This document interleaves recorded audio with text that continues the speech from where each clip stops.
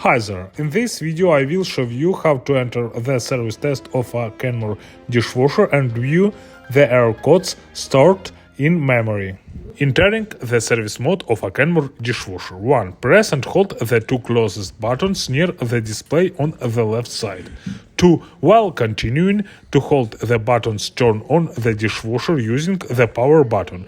3. Release all buttons. The service mode should turn on and the PO symbols will appear on the display. If there were no PO symbols on the display, the service mode could not be entered. Turn off the dishwasher using the power button and repeat the login procedure again. After successful entering the service mode, you will be able to view the error codes stored in the dishwasher's memory. To view record files, press the outermost button of the left side of the display. Each press changes the wash cycle and show an error or lack thereof in a given wash cycle. There are a total of 7 wash cycles in memory. On the display, the washing cycles is indicated by the letter C, followed by a number from 1 to 7. The error is indicated by the letter E, followed by an error number from 0 to 100. If the symbol E or O is shown on the display, this means that the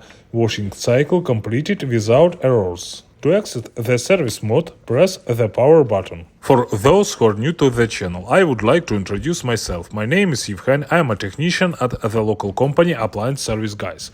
So as not miss the continuation of a fascinating and informative series of video reviews of appliance servicing in the Canadian city of Winnipeg without delay, I suggest you subscribe to my channel right now. Diagnostic, installation, repair, configuration and maintenance of appliances.